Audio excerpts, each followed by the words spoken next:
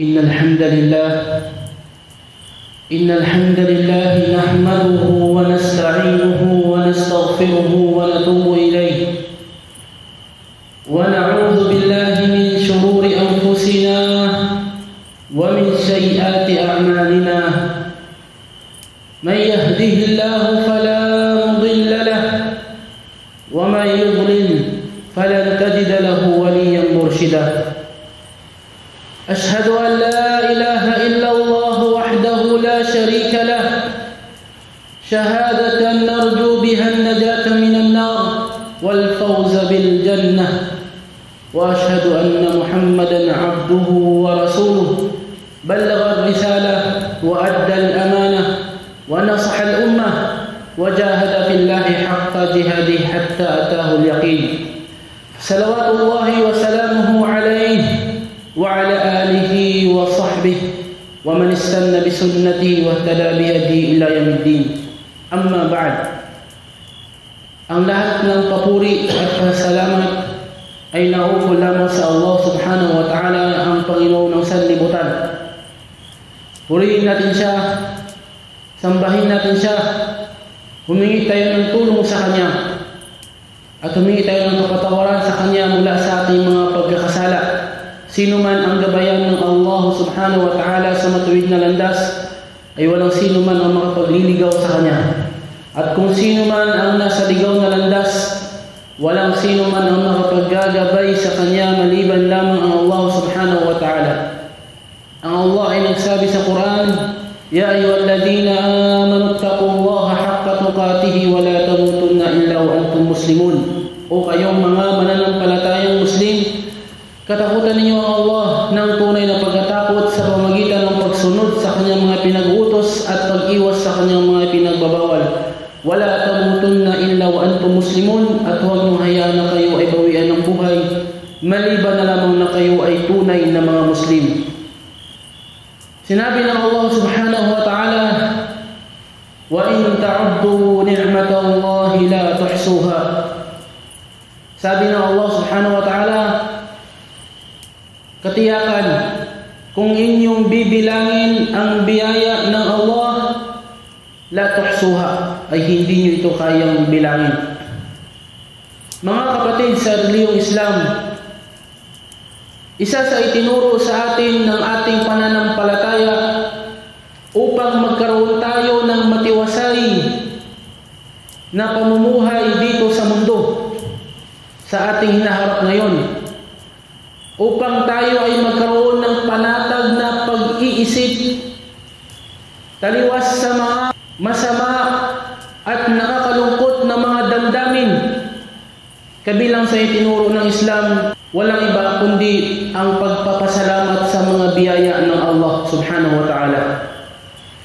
Sinabi ng Allah subhanahu wa ta'ala, Wala in shakartum la zidannakum, wala in kafartum inna azabi lasyadid. Kung kayo lang ay magpapasalamat sa aking mga biyaya, dadagdagan ko pa yan. Wala in kafartum, at kung kayo ay tumangging magpasalamat, inna adabi lasyadid, katotohanan ang aking parusa ay napakasakit. Mga kapatid sa reliyong Islam, ang isang tao na nabubuhay sa mundo, anuman ang kanyang estado, anuman ang sitwasyon ng kanyang kalusugan, sitwasyon ng kanyang paninirahan, sitwasyon niya sa kanyang pamilya, mayroon talagang biyaya na ibinigay ng Allah sa kanya. Hindi pwede mamuhay ang tao dito sa mundo na walang kahit isang katiting na biyaya na ibinigay ng Allah subhanahu wa ta'ala. At yung biyaya na yun na ibinigay ng Allah subhanahu wa ta'ala sa kanya, ang Allah ay nagsabi, kung ikaw ay magpasalamat dito, dadagdagan pa niya yun. Allahu Akbar. Ganun ka mapagbigay ang Allah subhanahu wa ta'ala. At alam niyo ba kung ano ang dahilan kung bakit may mga tao na kahit sila ay tumatamasa ng iba't ibang uri ng biyaya, nakakaramdam pa rin sila ng depresyon, kalungkutan, at naiisip nila na sila ay nalugi, na sila ay sawi, samantalang tinatamasa nilang iba't ibang uri ng mga biyaya. Alam niyo ba ang dahilan? Ang dahilan, mga kapatid, yun ay parusa ng Allah. Bakit? Kasi hindi sila marunong magpasalamat. Sinabi ni Propeta Muhammad sallallahu alaihi wasallam, "La tanzuru ila man huwa fawqakum, walakin unzuru ila man huwa tahtakum li'alla tazdiru ni'matallahi 'alaikum." O kama qala sallallahu alaihi wasallam. Sinabi ni Propeta Muhammad sallallahu alaihi wasallam, huwag kayong tumingin sa kung sino yung mas mataas sa inyo. Tumingin kayo doon sa mas mababa pa sa inyo upang hindi niyo maliitin ang biyaya ng Allah subhanahu wa ta'ala. Mga kapatid, kung titingnan mo ang biyaya ng Allah na ibinigay sa iyo, kahit ikaw ay naninirahan na mahirap, subhanallah, ikumpara mo sa iba, masasabi mong napakapalad mo. Tumingin ka sa mga tao na walang mata, masasabi mo, Masya Allah, alhamdulillah, meron akong mata na nakikita ko yung mga bagay sa paligid ko. Yung mga tao hindi nakakapagsalita, yung mga tao hindi nakakadinig, at lalo-lalo na tumingin ka sa mga tao na mayroong diferensya ang kanilang pag-iisip, at ikaw kapatid, Allahu Akbar, meron kang matinong pag-iisip. Na kung iyan, pag-iisip mo na yan ay bibilhin ng 1 bilyon, tiyak akong hindi mo ipagbibili yan. Merong doktor na lalapit sa iyo, sasabihin yung utak mo, bilhin ko ng 1 bilyon. Wala ka ng utak. Wala ka ng utak kasi meron akong pasyenteng mayaman, may diferensya sa utak. Yung utak mo, ipapalit ko sa ulo niya. Tiyak akong hindi ka papayag. 1 bilyon. Allahu Akbar. Kasi aanin mo ang 1 bilyon pag wala ka ng utak. Ano gagawin mo sa 1 bilyon pag wala ka ng utak? Diba? Kung titingnan mo ang biyaya ng Allah na nasa iyo, magkakaroon ka ng kahapsay, matiwasay, kapayapaan. Sinabi ni Propeta Muhammad sallallahu alaihi wasallam sa isang hadith, "Man asbaha fi sirbihi aminan." Sino man ang gumising sa umaga na siya ay payapa, meron siyang makain, meron siyang masakyan, para niyang katumbas ang hari sa mundo. Allahu Akbar. Yun naman talaga yung buhay. Akala kasi ng mga mahihirap, iba yung buhay ng mga mayayaman. Subukan yung maging mayaman, ganun din yung buhay, pareho lang. Pareho lang, subhanallah. Akala na mga konti lang yung sahod, iba yung buhay ng mayroong malaking sahod. Allahu Akbar, pareho lang. Pagising sa umaga, hanapin mo kape. Yung sahod mo, sabihin natin 300 per day. Yung kasama mo, sahod niya, sabihin natin 1,000 per day. Paggising nyo sa umaga, pareho kayong maghahanap ng kape. Ganon din sa pagkain. Ganon din sa pagtulog. Kung hinahanap mo ang kapayapaan, kaligayahan sa pamamagitan ng pera, nagkakamali ka. Hindi mo makikita doon. Makikita, mararamdaman mo lang, saglit. Pero yung tunay na kapayapaan, mga kapatid, ang pagpapasalamat mo sa biyaya ng Allah. Subukan mong maging kontento sa biyaya na ibinigay sa iyo ng Allah. Alhamdulillah, magpasalamat ka sa Allah. Magkakaroon ka ng kaligayahan sa puso mo na hindi nararamdaman ng mga taong mayaman. Allahu Akbar. Kaya nga, ang Allah subhanahu wa ta'ala ay nagsabi, "Wala in syakartum, la'azidannakum." Kung kayo ay magpasalamat lang sa biyaya, dadagdagan ko pa yan. Binanggit ng mga ulama na ang ibig sabihin ng pagdagdag ng Allah ng biyaya na ikaw ay nagpasalamat dito, ay ang kaligayahan sa puso mo. Allahu Akbar. Kaligayahan na mararamdaman mo sa puso mo. Yun yung idadagdag ng Allah na mas mainam pa. Hindi yung dadagdagan yung sweldo mo, dadagdagan yung kayamanan mo. Hindi. Yung nararamdaman mo sa puso mo na kaligayahan. Na parang matiwasay kang gumising sa umaga at matiwasay kang matutulog sa gabi. Matiwasay kang mapayapa, maligaya kang gigising sa umaga at mapayapa kang matutulog sa gabi kahit kunti lang yung income mo. Allahu Akbar. Yun yung biyaya, mga kapatid. At kabilang sa malaking biyaya na dapat mong pasalamatan, ang ginawa ka ng Allah na isang Muslim. sapagkat wala nang mas mainam pa doon na ginawa ka ng isang Muslim. Kaya kapatid sa Islam, pasalamatan mo lang ang biyaya ng Allah na nasa harap mo ngayon. Ang problema kasi sa iba, umaasa, meron nang ibinigay ng Allah, meron nang binigay ang Allah sa kanya, umaasa pa rin ng mas mainam pa. Umaasa. Kahit na ibinigay na ng Allah sa kanya yung gusto niya, na akala niya maging masaya na siya pag nakuha niya yun, hindi siya nakaramdam ng kaligayahan. Bakit? Kasi umaasa pa rin siya ng mas mainam pa doon. Walang kaligayahan, walang kahaksay, walang katiwasayan sa pamumuhay. Pero kung nung binigyan siya ng Allah, alhamdulillah ya Allah, salamat sa biyaya mo at iingatan ko ito. Allahu Akbar. Magkakaroon siya ng biyaya na hindi nakikita ng iba. Bakit? Nasa puso niya. أقول قولي هذا وأستغفر الله لي ولكم ولسائر المسلمين من كل ذنب فاستغفروه إنه هو الغفور الرحيم. الحمد لله رب العالمين والصلاة والسلام على أشرف الأنبياء والمرسلين نبينا محمد وعلى آله وصحبه أجمعين. أما بعد، يقول الله عز وجل: يا أيها الذين آمنوا اتقوا الله ولتنظر نفس ما قدمت لغد واتقوا الله إن الله خبير بما تعملون. Ang Allah ay nagsabi sa Quran, o kayong mga mananampalatayang Muslim, pangambahan ninyo at katakutan ng Allah subhanahu wa ta'ala, at tingnan ng bawat isa kung ano ang kanyang naihanda para iharap sa Allah subhanahu wa ta'ala sa araw na paghuhukom. Ano ang kanyang naihanda na kabutihan na iharap niya sa Allah upang maging dahilan ng pagpasok niya sa paraiso. Kung kulang pa, ittaqullah, katakutan niyo ang Allah. Dagdagan niyo pa ang paggawa ng kabutihan. Inna Allah khabirun bima ta'malun. Tunay na ang Allah ay laging nagmamasid sa lahat ng inyong mga ginagawa.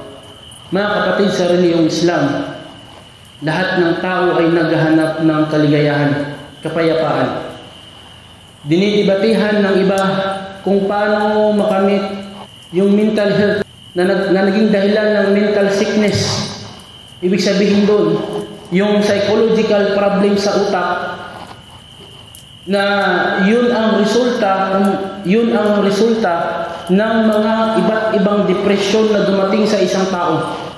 Hanggang sa dumating ang punto na ang ibang mga tao ay tinatapos na lang nila ang kanilang buhay. Bakit?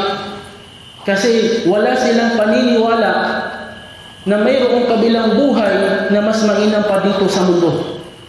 At hindi nila alam kung ano yung tulay, paano makamit yung kaligayahan doon sa kabilang buhay.